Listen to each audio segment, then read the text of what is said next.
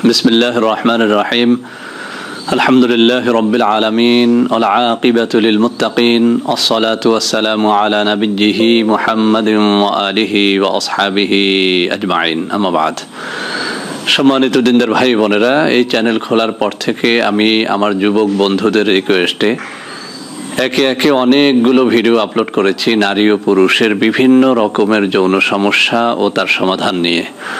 আলহামদুলিল্লাহ, প্রত্যেকটা ভিডিও আপনাদের কাছে সমাদৃত হয়েছে, লাখ লাখ বার ভিউ হয়েছে, এক কথায় ভাইরাল হয়ে গেছে। তো বন্ধুরা আমার, আমি চ্যালেঞ্জ করে বলতে পারি আলহামদুলিল্লাহ এই মুহূর্তে বাংলাদেশে যুব সমাজের কাছে সবথেকে জনপ্রিয় চ্যানেল হচ্ছে তিনটি: সাইফুল টিভি, সাইফুল টিভি 2 এবং সাইফুল টিভি 1।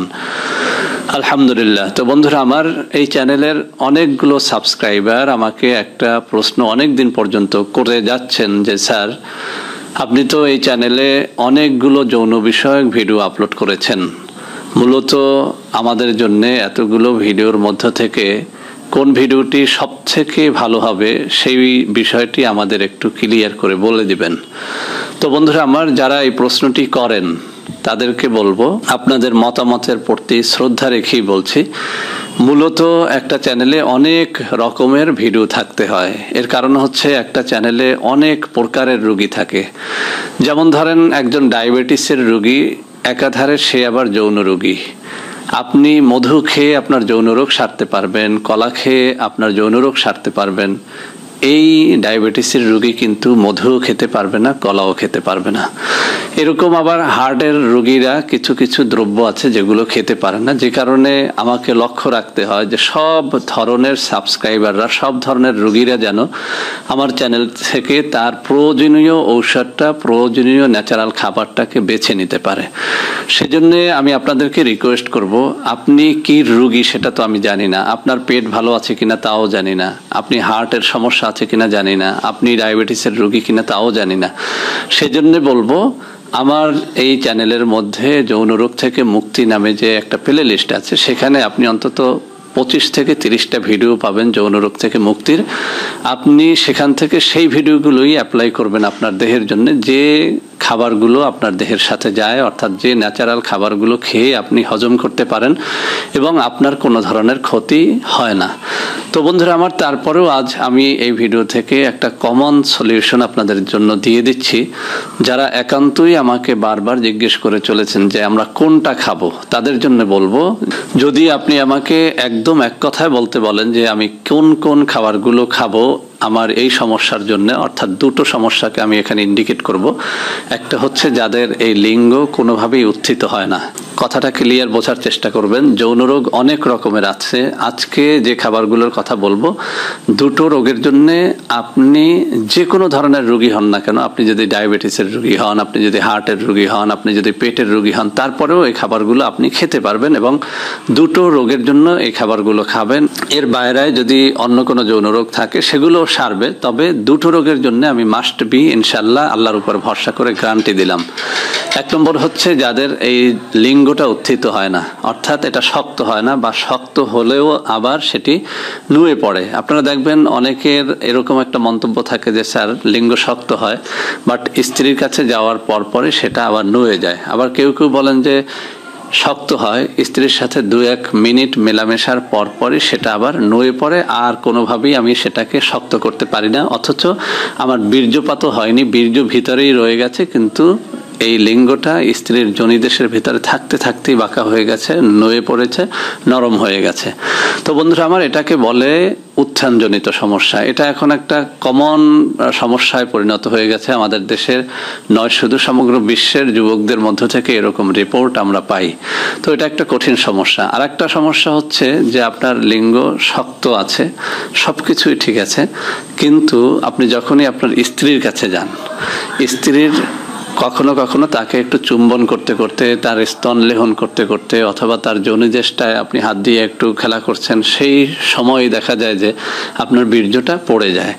বন্ধুরা আমার, এটা নতুন অবস্থায় অনেকেরই হয়, তারা খুব দুশ্চিন্তা করবেন না। যারা নতুন বিয়ে করছেন তারা দুশ্চিন্তা করবেন না, কিছুদিনের মধ্যে এটি ঠিক হয়ে যাবে। কিন্তু যদি এটা এরকম হয় যে আপনি বিয়ে করেছেন 6 মাস, 1 বছর বা আরও বেশি, কিন্তু আপনি স্ত্রীর সাথে দেখা করার সাথে সাথে তাকে একটু চুম্বন লেহন করতে করতেই আপনার বীর্যটা বেরিয়ে যায়। যদি সমস্যাটি এরকম হয় তাহলে আজকের এই ন্যাচারাল খাবারগুলো আপনাদের জন্য কাজে লাগবে। অর্থাৎ আপনি ইনশাল্লাহ এই খাবারগুলো খাওয়ার পরে লক্ষ্য করবেন স্ত্রীর কাছে যাওয়া মাত্রই আপনার বীর্যটা পড়ে যায় না, অর্থাৎ দ্রুত বীর্যপাতের যে রোগটা সেটা সমাধান হয়ে গেছে। তো বন্ধুরা আমার, আজকের এই খাবারের মধ্যে আমি 3টে খাবারকে একটা গ্রুপের মধ্যে নিয়ে আসব আর 2টো খাবারকে একটা গ্রুপের মধ্যে নিয়ে আসব। প্রথম গ্রুপে আমি 3টে খাবারের নাম বলছি, একটুখানি মনে রাখার চেষ্টা করবেন। অত্যন্ত অত্যন্ত চমৎকার এই খাবারগুলো। 1 নম্বর হচ্ছে শতমূল, 2 নম্বরে হচ্ছে শিমুল মূল, 3 নম্বরে হচ্ছে অশ্বগন্ধা। এই 3টি জিনিসই আমাদের বাংলাদেশে পাওয়া যায়, বিশেষ করে অনলাইন শপিংগুলোতে আপনি পেয়ে যাবেন বা কোনো বড় বড় হার্বসের দোকানে আপনি পেয়ে যাবেন। আপনি যদি না পান আমি আপনাকে শিখিয়ে দিচ্ছি। আপনি গুগলে গিয়ে লিখবেন অশ্বগন্ধা পাউডার, শতমূলী পাউডার এবং শিমুলমূলী পাউডার। এভাবে যদি আপনি লেখেন আপনি কোনো না কোনো একটা সাইট পেয়ে যাবেন যেখানে এই দ্রব্যগুলো বিক্রয় করা হয় এবং সেখানে মূল্য তালিকাটাও আপনি পেয়ে যাবেন। তো বন্ধুরা আমার, এই যাদের লিঙ্গ শক্ত হয় না এবং যাদের দ্রুত বীর্যপাত হয়ে যায় তারা যে কাজটি করবেন, এই শিমুলমূল, শতমূল এবং অশ্বগন্ধা প্রত্যেকটা পাউডার থেকে 2 চামচ করে নেবেন। আপনি একদম চা চামচের 2 চামচ করে আপনি নেবেন একটা গ্লাসের ভিতরে। এরপরে সেখানে পানি দিয়ে 1 গ্লাস পানিতে পরিপূর্ণ করে রাখবেন। রাত্রিবেলাতে ভিজিয়ে সকালবেলাতে আপনি এই পানিটা খেয়ে ফেলবেন। যদি আপনার পেট ভালো থাকে তাহলে আপনি এই পানির সাথে পাউডারটাও খেয়ে ফেলতে পারেন।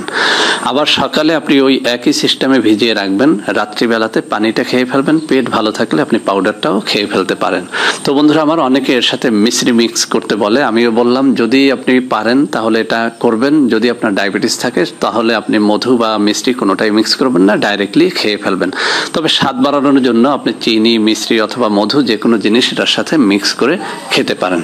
তো বন্ধুরা আমার, এটা প্রথম গ্রুপের খাবারের কথাটা আমি বললাম। এবার আমি দ্বিতীয় গ্রুপের আরেকটা খাবারের কথা বলবো। যারা এইটা অ্যাপ্লাই করবেন তারাও দ্বিতীয় গ্রুপের খাবারটা অ্যাপ্লাই করতে পারবেন।